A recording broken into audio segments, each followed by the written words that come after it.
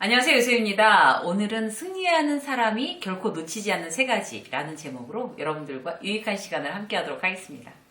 조금 지칠 때 어떻게 하세요, 여러분? 일단 왜 우리가 일을 하면서 관계에서도 그렇고 일에서도 그렇고 지칠 때가 있죠. 그러면 불만스러워지고 모든 상황들이 좀 막 의욕이 떨어지고 그럴 때 이제 저 같은 경우에는 이런 생각을 해요. 초심을 찾자. 일이 너무 많아서 지치니까 이제 그 상황에서 누가 이제 대신 해줄 수도 없는 거고 제가 다 해야 되는 일이 전부 다인 것 같아요. 저처럼 이제 혼자 일하는 사람들은 그냥 아침부터 밤중까지 일이 너무 많구나 지친다 이런 느낌이 들 때는 그래 초심을 찾자. 옛날에 그 마음을 다시 한번 기억을 하자. 그러니까 제가 이제 직장 생활을 하고 이제 잠깐의 공백 기간이 있은 다음에 다시 일을 시작한 케이스인데 그 공백 기간 동안 그랬던 것 같아요. 이제 막 아침에 출근하는 사람, 막 스타벅스에서 이제 새벽에 이제 스타벅스에서 커피 마시면서 이제 아침을 가볍게 먹고 이제 뭔가 이제 책을 보다가 출근하는 사람 이런 사람들이 이렇게 정말 그 오랜 직장 생활 하다가 잠깐 공백 기간 쉬는 그 동안도 너무 부럽더라고요. 그래서 일이 너무 많을 때는 그렇게 일이 없었을 때 그런 무슨 일이 막 하고 싶다라는 어떤 그때 그 심정을 떠올려요.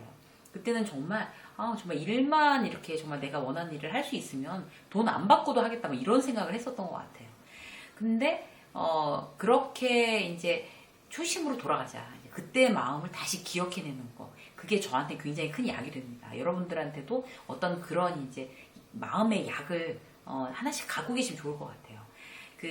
이제 삐뚤어지지 않고 어떤 이제 상황이나 환경 때문에 삐뚤어지지 않고 나를 이제 바로 세우려는 어떤 나만의 태도가 있잖아요. 그런 게 굉장히 중요한 것 같아요.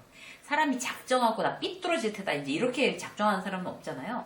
그렇게 삐뚤어지지 않고 이제 제대로 반듯하게 서 있어야 자기가 하고 싶은 거, 원하는 거를 이제 이제 이룰 수가 있는 건데 그렇게 해서 잘 순조롭게 잘 자기가 원하는 걸 이루어 나가는 사람을 우리는 이제 뭐라고 그래요? 이제 이긴 사람, 위너라고 얘기를 하잖아요.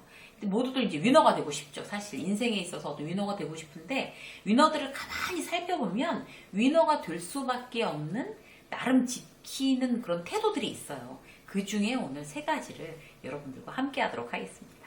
이제 이런 거 이제 세 가지를 지키면 위너들은 이 세 가지를 꼭 지키는구나 이렇게 생각하시면 될 것 같아요.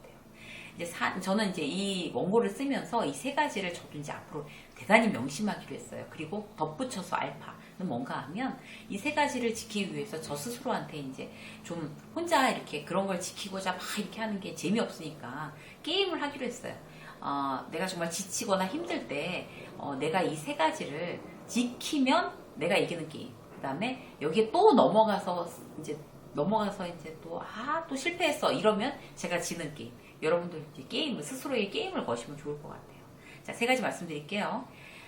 이제 이기면 뭐 특별히 누가 상품을 주는 건 아니지만 오늘 이겼구나 잘 살아냈구나 이제 이런 생각이 드는 거죠. 첫 번째는 뭔가 하면요, 비난하지 않는 거예요. 누군가를 원망하고 비난하는 것으로 자기 마음을 달래는 사람들이 있어요. 근데 자기가 그거를 그렇게 해서 자기 마음을 달래는지를 제대로 인식하고 있지 못하죠.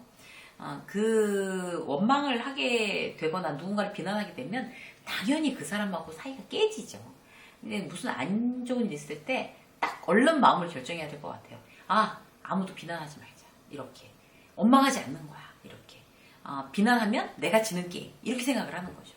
비난하고 이제 누군가를 비난하고 막 불평불만하는 거는 사실 제일 쉽죠. 이게 하기 쉬운 습관이에요. 그런데 그런 사람들은 이제 뭐 좋은 상황을 만나도 이제 그런 습관을 쉽게 고치지 않죠. 그래서 지금 삶에서 비난만 딱 제거를 하잖아요. 그래서 오늘의 이제 교재로 쓰는 이 책에 뭐라고 나왔냐면 그 비난을 삶에서 딱 제거하려는 어떤 그 시도만으로도 이제 나의 삶이 더 나은 삶에 이제 가까이 다가간다는 거죠. 쉬운 예를 한번 들어볼게요.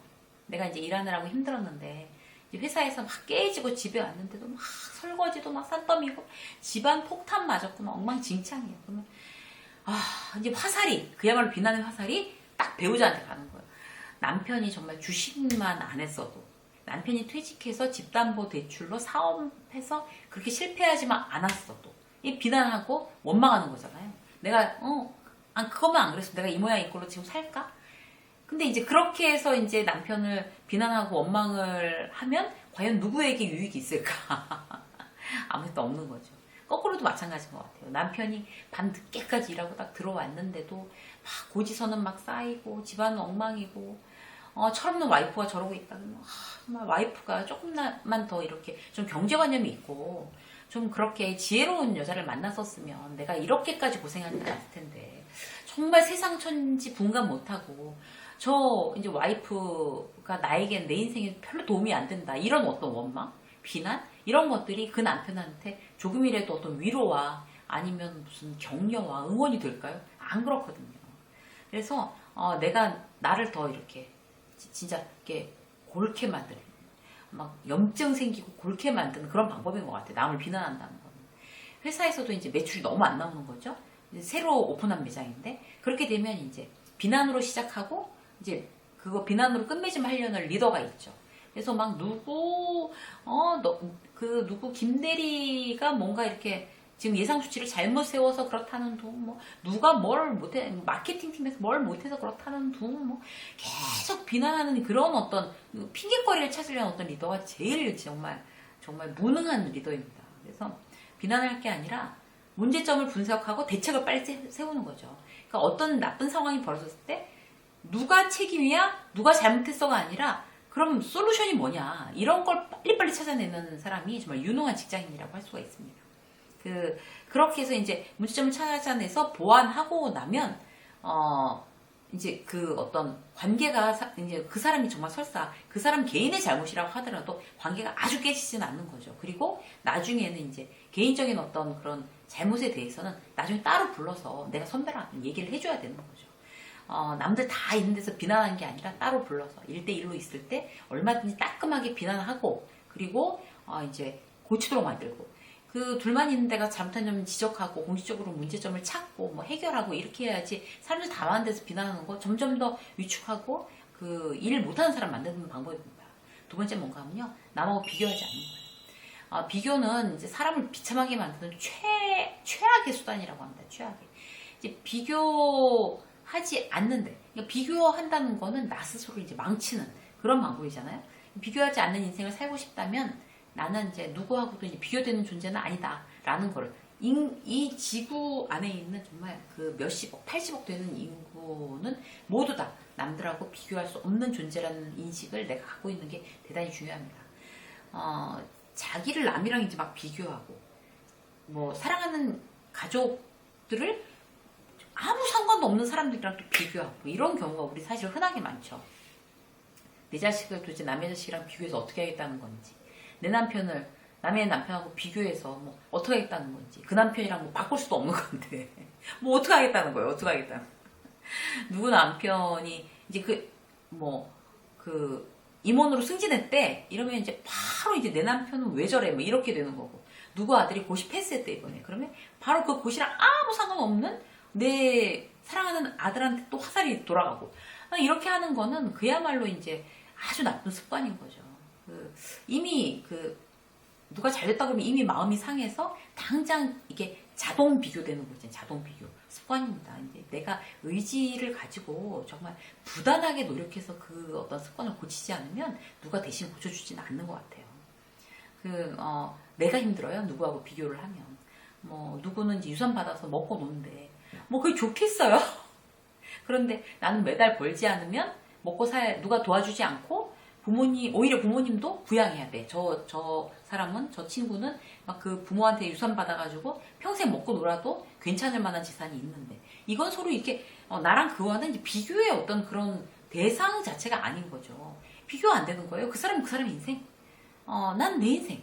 난 내 인생은 내가 주어진, 오늘을 즐겁게 열심히 사는 게 좋은 거지, 비교를 해서 뭔가 좀 좋아진다면 비교해도 되죠. 근데 전혀 그렇지가 않거든요.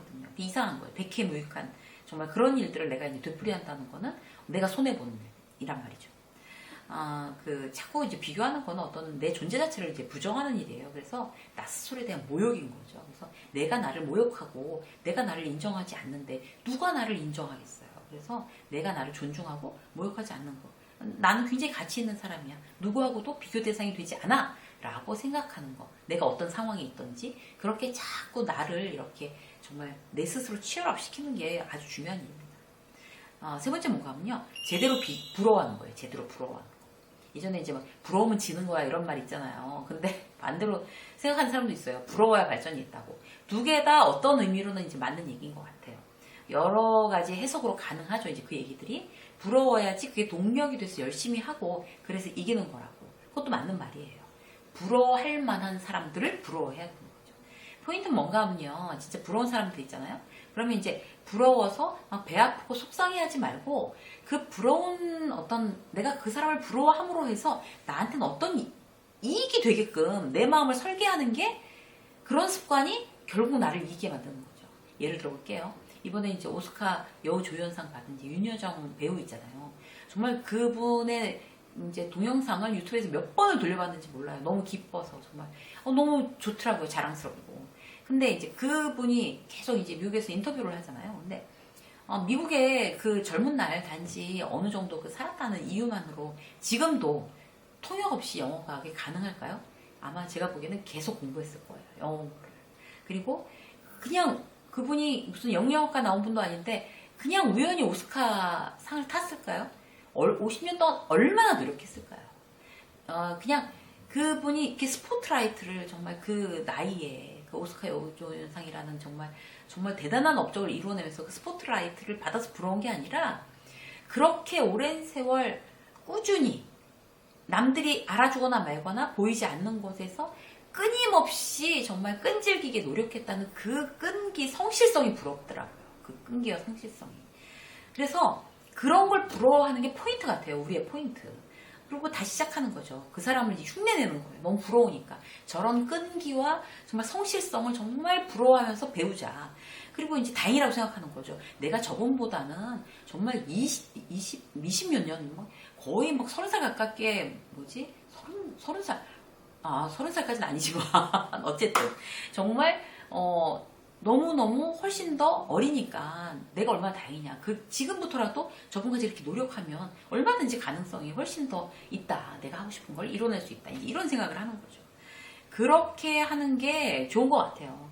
회사에서도 정말 계속 잘 나가고 특진한 선배가 있어요. 그럼 막 부러워서 분명히 시기하는 사람도 있죠. 낙하산이라는 삐죽대면서 그 누군 좋겠다. 부모 잘 만나서 이렇게 말하는 사람이 제일 못났어요. 너무 부러우면 어떻게 저럴 수 있을까? 곰곰이 관찰하는 거예요. 알고 봤더니 맨날 새벽에 출근해서 따로 공부를 한대요. 퇴근하면 운동한대요. 그리고 경제 공부는 그쪽 전공인 사람한테 1대1로 정말 학생도 아니고 무슨 고3도 아닌데 따로 과외를 받는다는 거예요. 저렇게 해가지고 저 사람은 원하는 것을 이루어내는구나. 그런 어떤 집요함 이런 것을 부러워해야 되는 거죠. 그리고 그 집요함을 부러우면 정말 이렇게 따라하고 흉내내고 이렇게 하는 거. 이런 것들이 굉장히 중요한 것 같습니다. 그래서 그냥 부러워만 하고 운이 좋아서 저렇게 잘 됐다고. 물론 운도 따라주겠죠. 그런데 나의 불운을 탓하고 있으면 그건 부러워하는 게 아니라 그냥 시기하는 거죠. 그래서 인생을 바꾸고 싶다면 지금 당장 할 수 있는 거. 막 부러워하면서 그 부러운 그 요인을 찾아서 내가 막 흉내내고 나도 그렇게 해보는 거. 그리고 또 우리가 이제 제대로 부러워하고 또 절대 비교하지 않고. 그리고 또 첫 번째 뭐였죠? 비난하지 않고. 이런 것들이 다 합쳐진 어떤 나의 인생. 비난하지 않고. 정말 부러워하고, 제대로 부러워하고, 비교하지 않고. 그런 어떤, 합쳐진 어떤 그런 나의 태도. 그리고 지금 그렇게 계속 이제 지키려고 노력하는 것. 그게 나의 일상을 점점 더 내가 원하는 대로 기적처럼 좋게 만들어 나갈 거라고 확신합니다. 이세미 직장서 오늘 여기까지 하겠습니다. 고맙습니다.